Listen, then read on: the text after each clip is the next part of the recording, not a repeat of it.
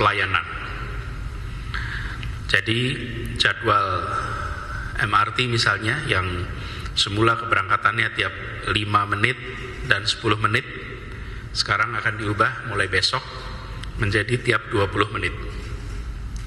Rangkaian MRT yang setiap hari beroperasi ada 16 rangkaian akan berubah menjadi tinggal 4 rangkaian yang beroperasi.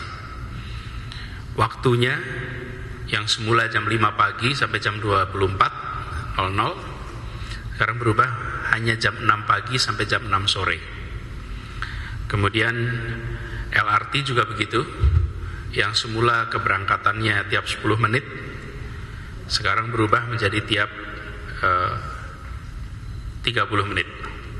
Dan waktu operasinya yang semula dari jam 5.30 pagi sampai dengan jam 11 malam diubah menjadi jam 6 pagi sampai jam 6 sore.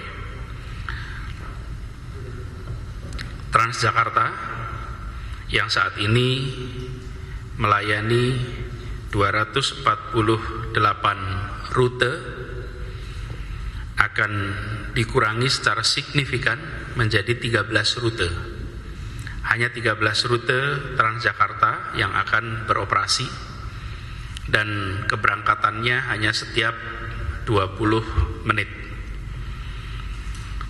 Jam operasi Transjakarta yang semula 24 jam diubah menjadi jam 6 pagi sampai jam 6 sore. Lalu pelayanan bis sekolah selama 2 minggu ke depan ditiadakan karena kita akan mengubah pelayanan itu untuk kebutuhan masyarakat. Ini semua dilakukan seiring dengan arahan kita untuk penduduk Jakarta, warga Jakarta, mengurangi secara signifikan kegiatan di luar rumah. Kita benar-benar berharap ini kita kerjakan sama-sama. Dan nanti di stasiun MRT akan ada pembatasan jumlah orang masuk dalam stasiun. Di halte Transjakarta juga akan ada pembatasan. Tujuannya adalah mengurangi potensi interaksi yang dekat yang ada potensi penularan. Dan dalam gerbong sendiri, kapasitas gerbong itu 300 orang per gerbong maksimum. Nantinya akan maksimum diisi 60 orang per gerbong. Ini sekaligus juga sejalan dengan pesan kami agar dunia usaha mulai melakukan kegiatan kerja secara jarak jauh. Nanti di setiap stasiun sebelum halte Transjakarta juga akan ada pemeriksaan suhu tubuh sebelum masuk area stasiun, sebelum masuk area halte bis. Dan bagi mereka yang ditemukan memiliki suhu tubuh lebih dari 38 derajat Celcius akan ditempatkan di ruang tertentu untuk ditangani lebih jauh. Kita juga akan memastikan bahwa hand sanitizer ada di mana-mana sehingga masyarakat yang menggunakan pun bisa memanfaatkan dengan baik. Bapak sekalian, teman-teman yang saya hormati, ini dilakukan seperti saya sampaikan tadi dalam rangka mengurangi interaksi secara fisik, dan kami berharap seluruh warga Jakarta mentaati. Kalau kita mentaati ini, maka Jakarta tidak perlu ditutup.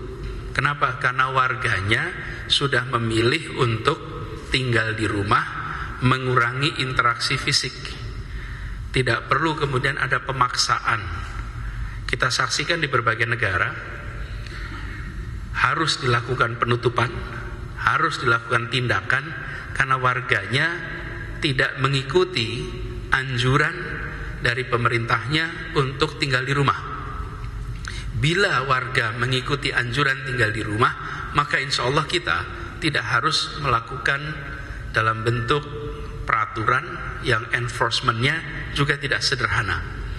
Jadi ini kita benar-benar berharap dengan cara seperti ini kita serius, dan perlu kami garis bawahi, ini bukan hanya melindungi diri kita, tapi ini melindungi masyarakat.